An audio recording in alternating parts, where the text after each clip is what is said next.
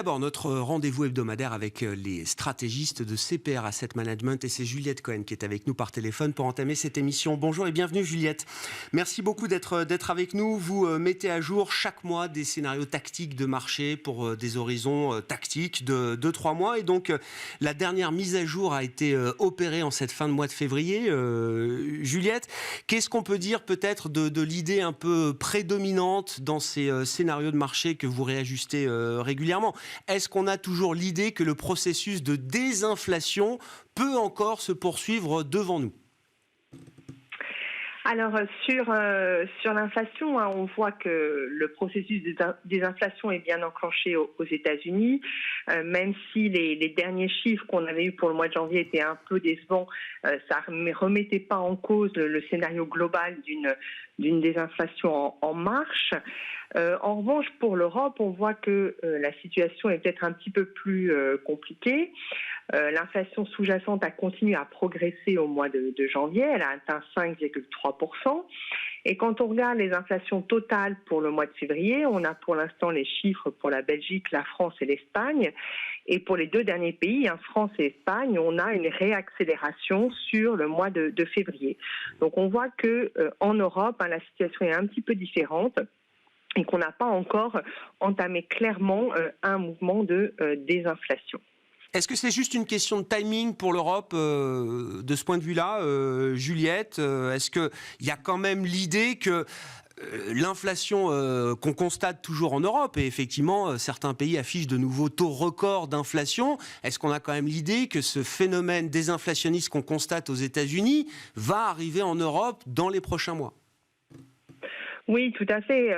Déjà, on a quand même la bonne nouvelle des prix de l'énergie qui partout en Europe refluent, que ça soit le gaz ou l'électricité. On a des bonnes nouvelles à attendre de ce côté-là. Et puis sur la dynamique d'inflation sous-jacente, on va bien sûr voir les effets de l'amélioration des chaînes d'approvisionnement et puis aussi les premiers effets de la politique monétaire de la BCE. On sait que ça joue toujours avec un temps de retard, mais ça fait maintenant 6 mois que la BCE, un peu plus de 6 mois que la BCE a commencé à remonter ses taux et on va voir les premiers effets vraiment se matérialiser dans les mois qui viennent. Donc c'est vrai qu'il y a ce décalage avec les États-Unis, mais que la tendance normalement devrait s'infléchir dans les mois qui viennent. Ça, c'est un schéma comment dire, c'est un schéma pour lequel vous mettez une probabilité de quel ordre aujourd'hui, Juliette? L'idée que le phénomène désinflationniste peut encore se poursuivre et peut commencer même d'une certaine manière en Europe dans les prochains mois? Alors, si le scénario central de soft landing a maintenant une probabilité de 55%, cette probabilité est un peu plus faible que celle qu'on avait au mois de janvier, qui était de 70%. Nous avons quand même renforcé la probabilité d'un scénario d'inflation persistante ou de chemin plus heurté dans la baisse de l'inflation à horizon 3 mois. Et donc ce scénario-là monte de 10 à 30% de probabilité d'occurrence. Ce qui explique le mouvement qu'on voit sur les taux, j'imagine, la prise en compte effectivement d'un scénario de risque d'une inflation plus résistante, plus persistante que prévu encore, Juliette. Oui, tout à fait. On a vu les fortes réactions de marché qu'on a pu avoir aux chiffres d'inflation américaine. Là aussi, aujourd'hui, sur les chiffres français et espagnols qui sont sortis ce matin, la réaction a été assez forte. Et donc, on ne peut pas non plus écarter le fait que les banques centrales doivent être un peu plus restrictives que ce qui était anticipé pour lutter contre une inflation qui est plus persistante aussi que ce que l'on pouvait envisager. Dans ce scénario-là, qu'est-ce que ça pourrait impliquer, par exemple, du côté de la Banque centrale européenne? On va très vite revenir dans la séquence des réunions de Banque centrale, le 16 mars notamment pour la BCE. Les investisseurs espèrent avoir un peu de visibilité au-delà de la hausse de taux de 50 points de base qui a déjà été confirmée pour le prochain meeting. Oui, pour mars, donc la situation est claire, ça devrait être 50 points de base. Nous, dans ce scénario donc de persistance de l'inflation, on voit un mouvement de plus de 50 points de base en mai. Donc c'est vraiment la différence entre ce scénario et les deux autres. C'est que la BCE doit maintenir un rythme de hausse encore significatif pour un mois supplémentaire, donc en mai.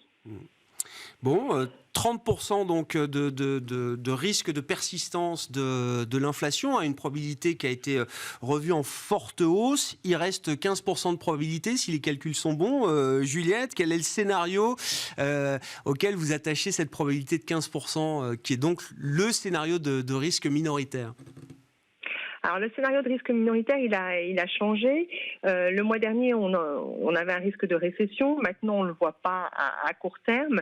Et donc, on l'a remplacé par un scénario de no landing, où on aurait une réaccélération des prix de l'énergie, une activité qui serait un peu plus soutenue que dans le scénario de soft landing, des hausses de taux, aussi un petit peu de taux longs un peu plus fortes, mais ce scénario quand même serait dominé par l'idée que l'activité serait mieux orientée et donc ça serait favorable au marché action. Donc ce scénario-là, c'est légère hausse des taux longs, mais aussi hausse assez substantielle des marchés actions. Est-ce que c'est le scénario dans lequel baignent les marchés aujourd'hui, selon vous, Juliette ? Parce que 15% de probabilité, c'est pas énorme, mais ça montre bien que c'est un risque qu'il faut prendre en compte. La séance du jour est marquante, hein. La correction obligataire est assez marquée, avec des taux, je le rappelle, des taux longs, notamment en Europe, qui sont au plus haut du cycle, et des indices actions européens qui sont sur des sommets quasi historiques également. Oui, c'est vrai que les marchés actions sont un peu orientés dans ce mode-là. Il faut dire que les données d'activité sont plutôt bien orientées, les enquêtes de conjoncture aussi, et ce qui montre une relative résistance du cycle économique. Et en même temps, les marchés actions résistent bien puisque les résultats pour l'instant sont là. Il nous semble quand même que on devrait quand même voir une décélération donc de l'inflation, hein, et en même temps aussi des données d'activité peut-être un petit peu moins bien orientées, ce qui fait que le scénario de soft landing prendrait le pas sur ce scénario de no landing. Merci beaucoup Juliette pour cet éclairage, et donc les prochains rendez-vous de Banque Centrale, 16 mars pour la BCE avec les nouvelles projections du staff de l'Eurosystème, et puis la semaine suivante, la prochaine réunion de la Réserve fédérale américaine. Le marché pour l'instant est calé sur une nouvelle hausse de 25 points de base. On verra ce qu'il en est. La réunion de la Fed se tiendra les 21 et 22 mars prochains. Juliette Cohen qui était avec nous par téléphone, stratégiste chez CPR Asset Management.